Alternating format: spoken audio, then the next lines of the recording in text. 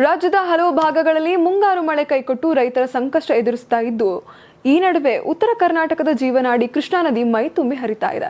ಮಹಾರಾಷ್ಟ್ರದ ಜಲಾನಯನ ಪ್ರದೇಶಗಳಲ್ಲಿ ಸುರಿಯುತ್ತಿರುವ ಭಾರಿ ಮಳೆಯ ಪರಿಣಾಮ ಆಲಮಟ್ಟಿ ಜಲಾಶಯಕ್ಕೆ ಉತ್ತಮ ಪ್ರಮಾಣದಲ್ಲಿ ನೀರು ಹರಿದು ಬರುತ್ತಿದ್ದು ರೈತರಲ್ಲಿ ಹೊಸ ಆಶಾಭಾವನೆ ಮೂಡಿಸಿದೆ.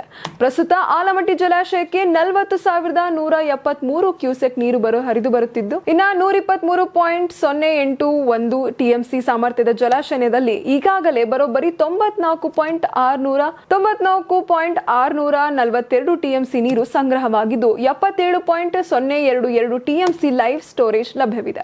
ಇನ್ನು ಜಲಾಶಯದ ನೀರಿನ ಮಟ್ಟವು ಗರಿಷ್ಠ ಮಟ್ಟದತ್ತ ಸಾಗ್ತಾ ಇದೆ. ಜಲಾಶಯದಿಂದ 16,400 ಕ್ಯೂಸೆಕ್ ನೀರನ್ನ ಹೊರಹರಿಸಲಾಗಿದ್ದು ಇದರಲ್ಲಿ ಕೆಪಿಸಿಎಲ್ ಮೂಲಕ ವಿದ್ಯುತ್ ಉತ್ಪಾದನೆ ಕರೆ ತುಂಬಿಸುವ ಯೋಜನೆ ಹಾಗೂ ಕುಡಿಯುವ ನೀರಿನ ಅಗತ್ಯಕ್ಕೆ ಬಳಸಲಾಗ್ತಾ ಇದೆ.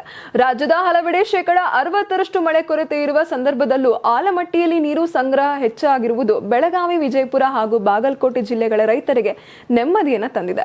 ವಿಶೇಷವಾಗಿ ಅಥಣಿ, ಕಾಗವಾಡ, ರಾಯಭಾಗ ಸೇರಿದಂತೆ ಕೃಷ್ಣಾ ಕಣಿವೆಯ ಭಾಗಗಳಲ್ಲಿ ಕಬ್ಬು, ದ್ರಾಕ್ಷಿ, ದಾಳಿಂಬೆ ಸೇರಿದಂತೆ ತೋಟಗಾರಿಕೆ ಬೆಳವಣಿಗೆಗಳಿಗೆ ನೀರಿನ ಕೊರತೆ ಎದುರಾಗುವುದಿಲ್ಲ ಎಂಬ ವಿಶ್ವಾಸ ರೈತರಲ್ಲಿ ಮೂಡಿದೆ.